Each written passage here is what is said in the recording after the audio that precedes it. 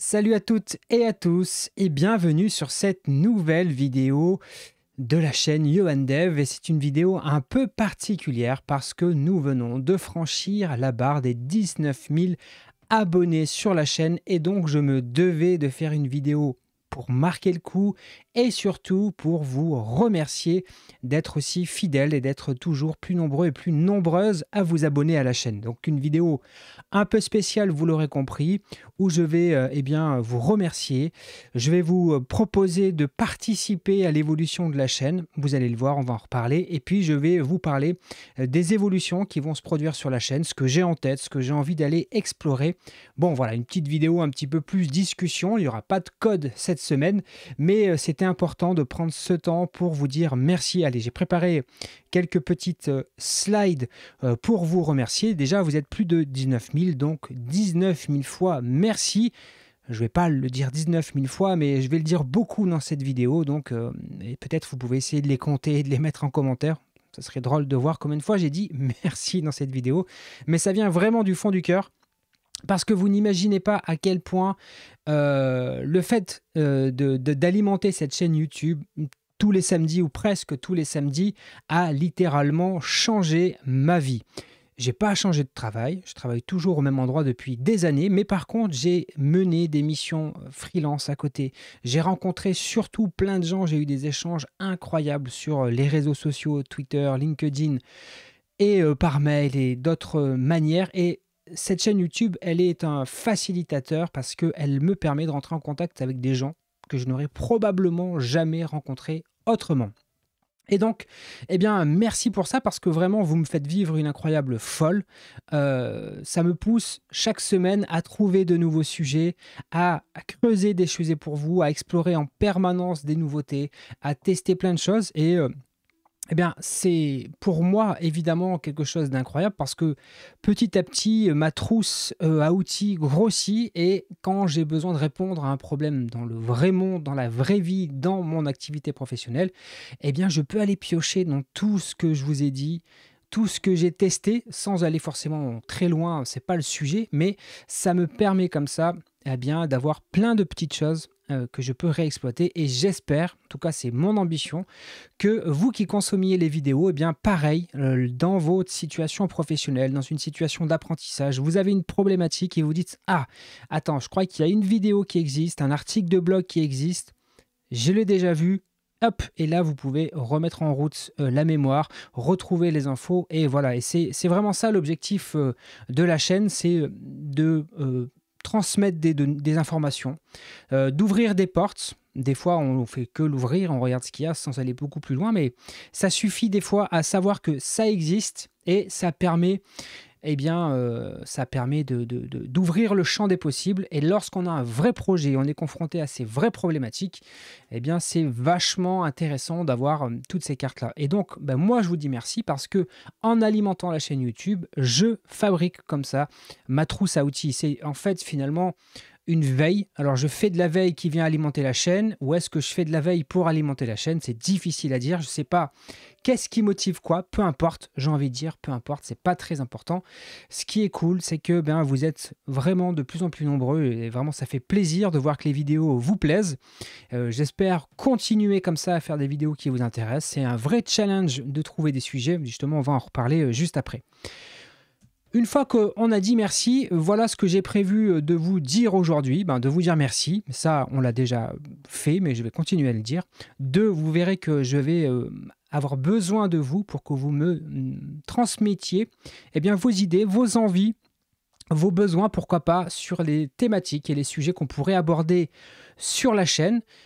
C'est important que moi j'ai votre feedback. Je le fais une fois ou deux par an comme ça, où je vous demande de me partager vos idées. C'est super intéressant pour moi parce que ça me permet de voir la communauté autour de la chaîne. Qu'est-ce qu'elle attend, de quoi elle a besoin, qu'est-ce qu'elle a envie qu'on explore ensemble, parce que c'est une aventure collective, même si je suis seul face à ma caméra, je sais que vous êtes là, et je sais qu'il y a cette communauté derrière qui réagit dans les commentaires, sur les réseaux, etc. etc. Et donc finalement, ce n'est pas une aventure solitaire, et donc on va en reparler, mais je vais avoir besoin de vous. Donc, quelques chiffres. je vous l'ai dit, 19 000 abonnés, ça c'est incroyable, plus de 1 300 000 vues. Quand j'ai réfléchi 2 minutes, ça me paraît complètement folle, et plus de 137 000 heures de visionnage. C'est presque difficile à se figurer ça, mais c'est ça les statistiques les plus importantes. Je ne suis pas rentré dans les détails parce que je ne suis pas un grand passionné des statistiques de la chaîne YouTube. Je les regarde assez peu.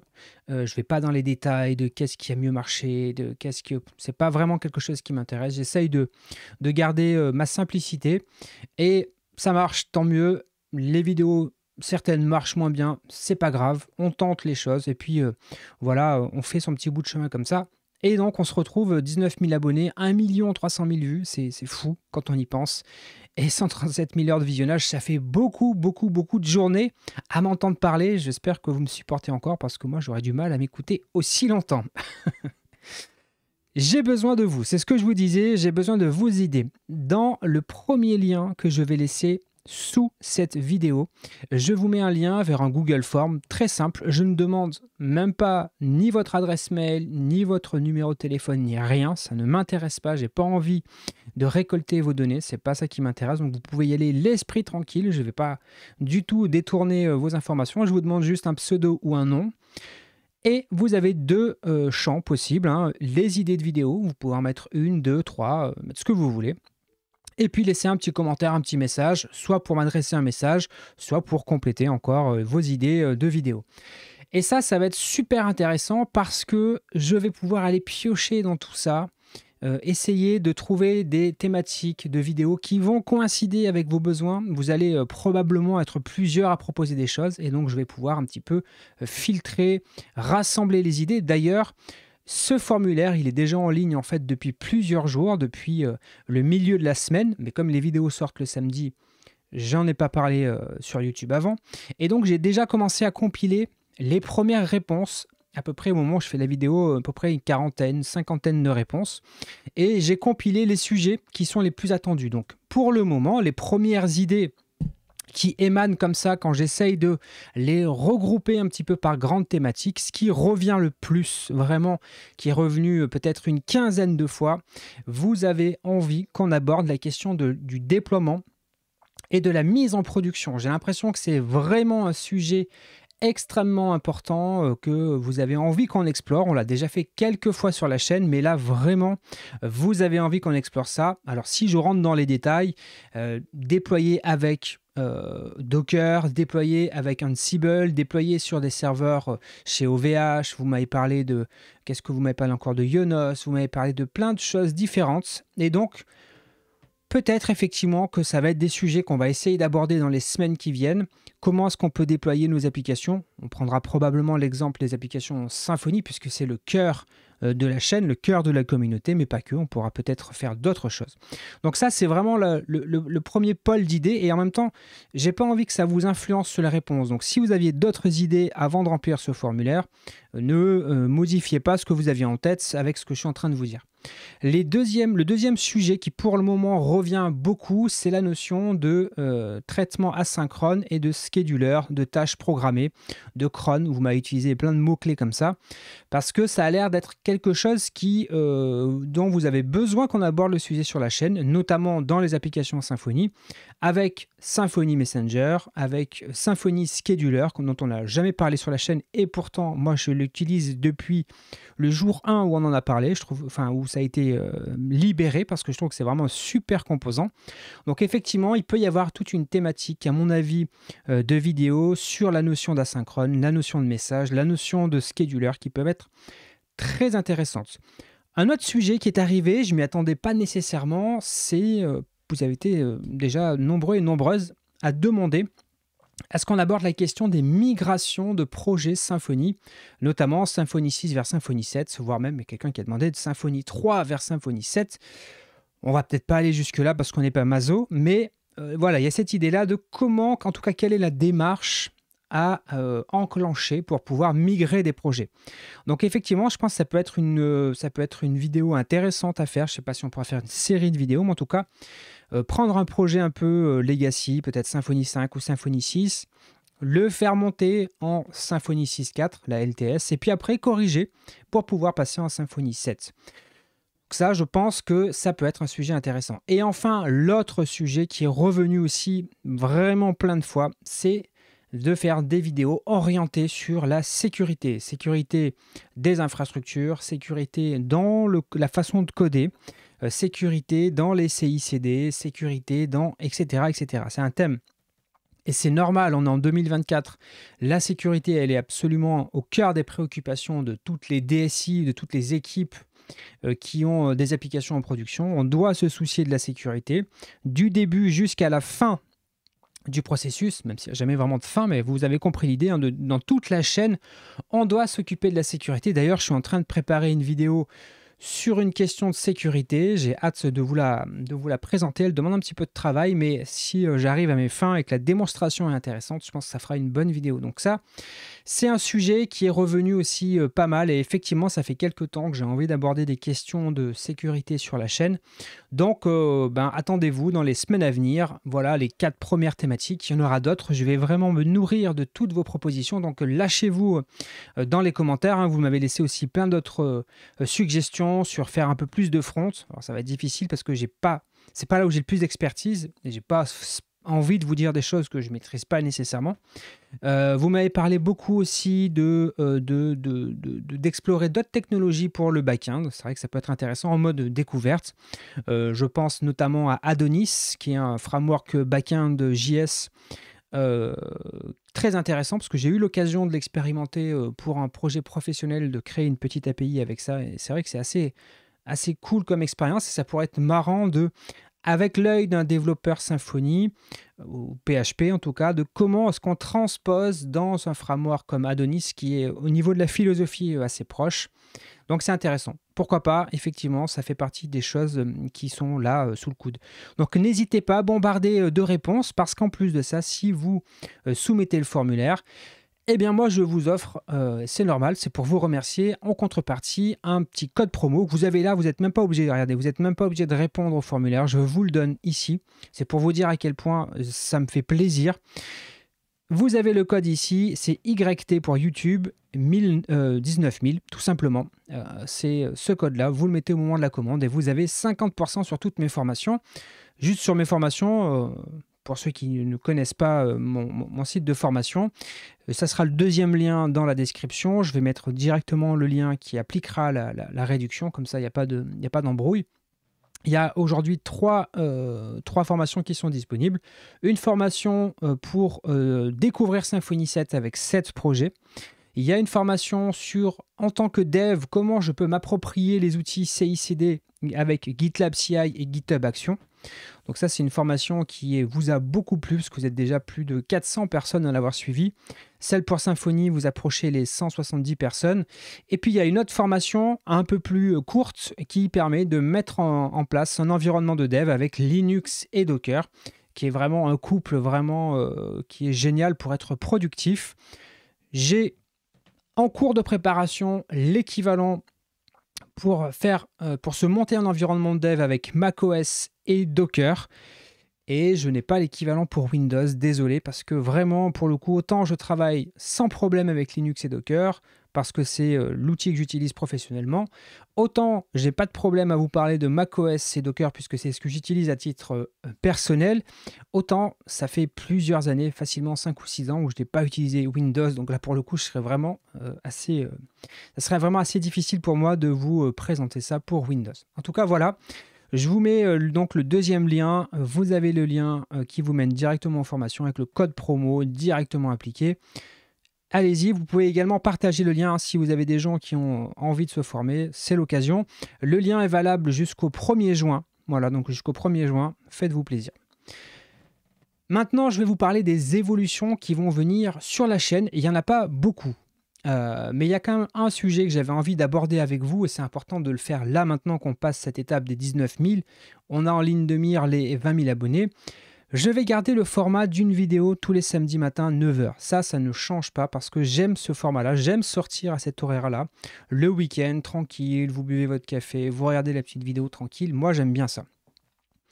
Ce qui va probablement changer, c'est la manière dont je vais accepter ou pas les partenariats pour la chaîne. Vous le savez, je ne fais pas souvent de partenariats. J'en ai fait en tout et pour tout, je crois que j'ai compté 5 vidéos sponsorisées sur les plus de 200 vidéos que j'ai produites jusqu'à présent. Je me donne et je continue de me donner cette ligne de conduite de refuser tous les sponsorings et tous les partenariats qui n'ont aucun intérêt pour la ligne éditoriale de la chaîne ou qui favoriseraient des produits que je n'utiliserai pas professionnellement. Donc je me refuse à parler de produits que je n'utiliserai pas pour de vrai. Cependant, depuis quelques semaines, j'ai des discussions, j'ai des choses qui sont déjà bien enclenchées avec des partenaires potentiels qui, à mon avis, sont pertinents pour la chaîne, pertinents avec la ligne éditoriale de la chaîne. Et donc, je ne m'interdis pas de travailler du partenariat. Ça peut prendre deux formes. Une forme que vous connaissez probablement sur YouTube, un petit encart d'1 ou 2 minutes en début de vidéo ou à la fin de la vidéo pour présenter le partenaire. Et ensuite, on enclenche sur une vidéo habituelle. Donc ça, c'est quelque chose que je n'ai jamais fait sur la chaîne. Peut-être que ça va venir. Donc dites-moi dans les commentaires comment est-ce que vous allez recevoir ça. Est-ce que c'est un problème ou pas pour vous, sachant que moi, je serai absolument, évidemment, toujours transparent quand il y a un partenariat. Certes, la loi m'y oblige, mais ça me paraît une évidence d'être complètement au clair là-dessus. Et la deuxième forme de partenariat qu'il peut avoir, c'est plutôt un partenariat sur une vidéo, sur une thématique plus longue où on va explorer un outil vraiment un peu plus en profondeur que juste un petit encart de 2 minutes. Donc c'est les deux choses, je voulais vous informer de ces évolutions parce que jusqu'à présent, il n'y a pas eu beaucoup de partenariats sur la chaîne. J'en avais vraiment fait peu. Là, comme voilà, les opportunités arrivent et qu'elles font sens pour la chaîne. Encore une fois, je le redis, hein, c'est très important pour moi de ne proposer que des partenariats qui font du sens pour la chaîne. Donc avec des acteurs intéressants, des produits, des fois même open source, des choses qui sont utiles à la communauté ou utiles pour les professionnels. Mais je n'irai pas, je sais pas, proposer des produits que je n'utiliserai pas moi-même, ça c'est clair, net et précis, ou je sais pas, parler d'un truc alimentaire ou une boisson, ou un truc qui n'a rien à voir avec la ligne éditoriale de la chaîne. Ça, soyez rassurés, ce n'est pas du tout prévu. Mais voilà, par question de transparence, parce que je vous dois ça, je voulais vous parler de ces quelques petites évolutions finalement minimes, puisque ce qu'il faut retenir, c'est que tous les samedis matins, ou presque, ça, c'est une évolution, peut-être que vous l'avez remarqué en 2024, là où les années précédentes, j'essayais vraiment de sortir une vidéo tous les samedis matins. En 2024, je m'autorise, quand c'est les vacances scolaires, quand la vie personnelle fait que c'est très chargé, je m'autorise à ne pas sortir une vidéo pendant un samedi, si vraiment je suis en vacances pendant 15 jours, là où avant, j'essayais de prévoir le coup et tout. Voilà, j'essaye de me ménager aussi pour que dans la durée, ça soit possible de garder la même énergie, la même sincérité. Et c'est vraiment ça qui, pour moi, est vraiment très important. C'est très important pour vous, en fait, pour que le travail que je fais continue d'être au même niveau de qualité, si on peut parler comme ça. En tout cas, qu'il n'y ait pas une baisse dans la qualité de ce que je produis. Et voilà, je crois que j'ai fini ce que j'avais prévu de vous dire. Encore une fois, merci, vraiment merci infiniment parce que vraiment, je ne cesserai de le dire, mais cette aventure, elle n'est pas individuelle. Très souvent, quand je produis une vidéo, je la produis en pensant à vous, à la manière dont vous allez la recevoir. Je sais, je le vois dans les commentaires, il y a des gens qui commentent depuis 1 an, 2 ans, 3 ans, je vois des gens qui sont là depuis très longtemps et qui viennent continuer à commenter. Vous imaginez pas à quel point, en tant que créateur de contenu, c'est incroyable de recevoir tous ces messages-là. Vraiment, ça donne une motivation de malade. Et donc, moi, je suis reboosté de toute façon parce que déjà, les premières réponses au formulaire m'ont reboosté à fond. Et donc, j'ai plein d'idées, j'ai plein de choses que j'ai envie d'explorer encore sur la chaîne. Ça ne s'arrête jamais. C'est ça qui est cool, c'est qu'on a toujours des choses à explorer. En tout cas, écoutez, encore une fois, 19 000 fois, merci. Moi, je vous donne rendez-vous la semaine prochaine pour une nouvelle vidéo. Je ne vous dis pas le sujet, mais on va parler de Symfony si tout se passe bien et que je trouve le temps de tourner la vidéo. De la semaine d'après, donc dans 15 jours, si j'arrive à mes fins, on devrait faire une vidéo super intéressante sur une question de sécurité, en tout cas à un moment précis dans le processus de fabrication d'un logiciel. Et il y a un endroit très important qu'on néglige souvent au niveau de la sécurité, et donc on va aller explorer ça, on va voir comment on peut améliorer ce truc-là, comment on peut mettre le focus là-dessus. Bref, je vous en dis pas plus. Merci d'avoir regardé cette vidéo jusqu'au bout. Je sais que c'est une vidéo un petit peu différente, mais bon, 20 minutes de moi qui blablate devant une caméra, j'espère que vous n'êtes pas ennuyés. Merci encore beaucoup à toutes et à tous, et je vous dis à très bientôt. Salut!